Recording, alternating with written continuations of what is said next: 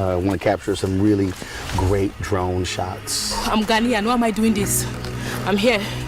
I don't need to be doing this. What? This is my home. Like any nation, there are many facets to Ghana. A trip here is not all about visiting slave dungeons. A Ghanaian host wanted me to visit the Kakum National Park, located 21 miles north of Cape Coast and Elmina, near the small village of Abrefo. It's a lush oasis that features an array of plants and animals ranging from leopards to forest elephants and has more than 266 species of birds and rich collection of butterflies. So the snakes wouldn't come up us. We will have to avoid shaking the trees so that those up there wouldn't come down. However, our snakes are very friendly. What damn snakes? It features the famous Kakum Canopy Walk, a long series of hanging bridges at 130 feet high, a unique feature in the entire African continent, where visitors can view plants and animals from a vantage point that would otherwise be inaccessible to people. Some even stay there. Ain't nothing but a G thing. The canopy walkway passes over 7 bridges and runs over a length of more than 1,000 feet. Some of the tree canopies are more than 160 feet in height.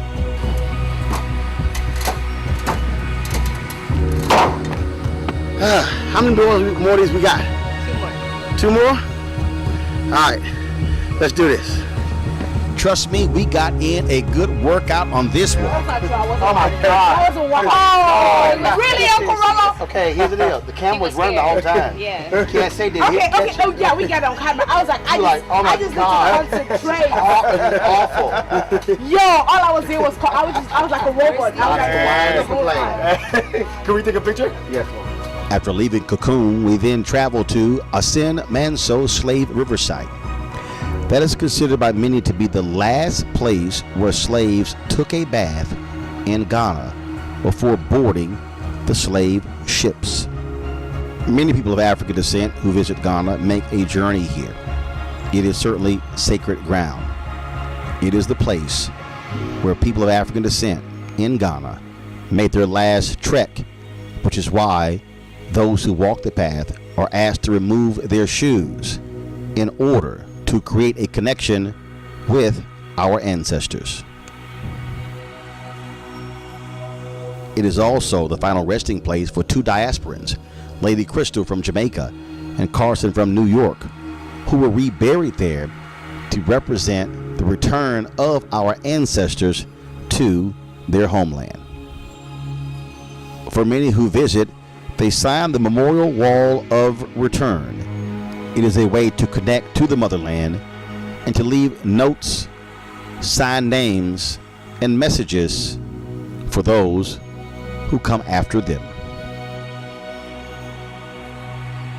I was led on a guided tour of the sacred land, which included stepping into the Donkor Insuro, also known as the Slave River, the place where slaves took their final bath. It really was a solemn moment to stand on this ground, to walk this path, to think and reflect what was going through the minds of many of our ancestors as they made this final walk to their final bath, to a land they knew nothing about. We encountered other African Americans while we were there.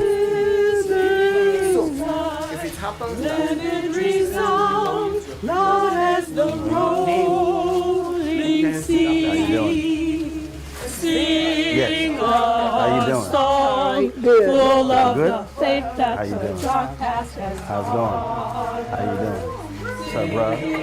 How you doing? Y'all good?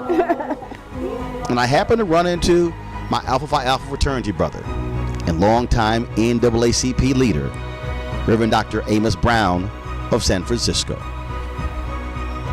After leaving the forest, we all boarded our vehicles to make the long drive to Kumasi. In Kumasi, we visited the shrine and residence of the well-known fetish priest, Nana Abbas.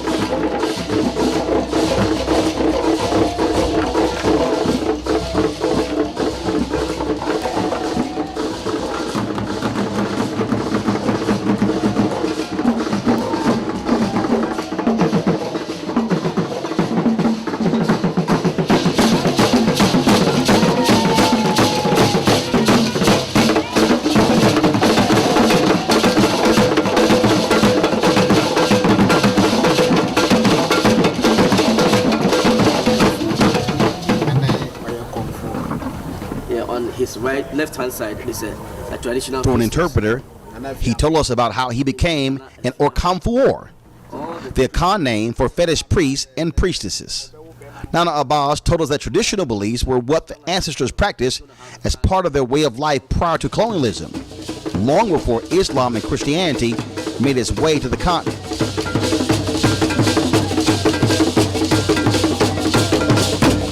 Prior to colonization and the influx of Christianity and Islam in Ghana, most of the people held traditional beliefs as their source of livelihood and spirituality.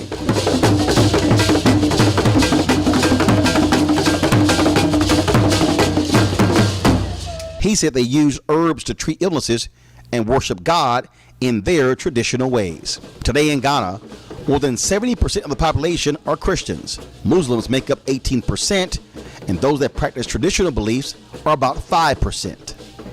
Nana Abbas told us that before he was born, his mother, who only had daughters, wanted a son.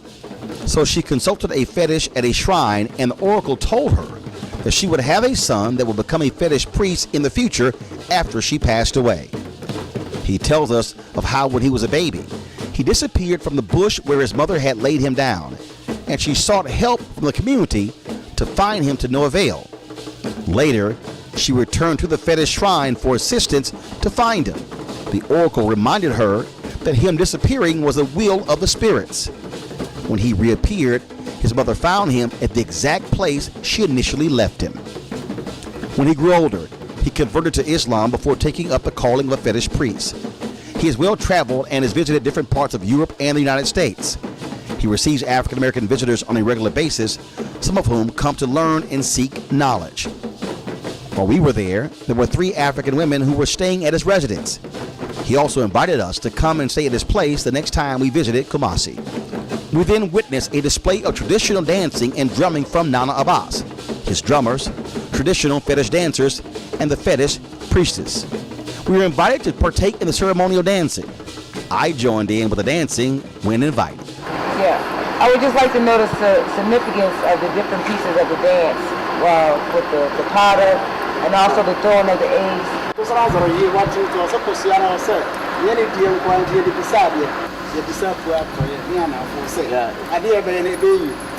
that the eggs typify the fact that it is not only for eating, but they throw it around to ask the gods and the spirits for their intervention, that whatever they do will be peaceful and successful. It is to seek permission from the Supreme Being as well. And he also ensures that no evil spirits comes here.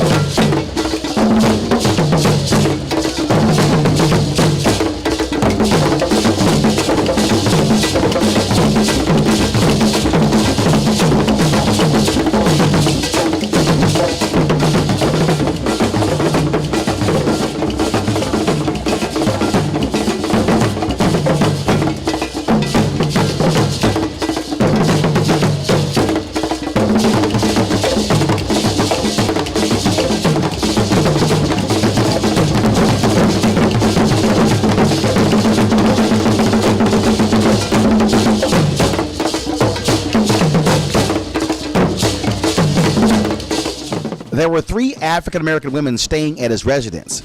He also invited us to come and stay at his place the next time we visited Kumasi. One of the African American women staying at the shrine during her dance seemed to be overcome with some type of emotion and was escorted to her seat. Now, although we couldn't fully understand the ritual, our party was certainly moved by the experience.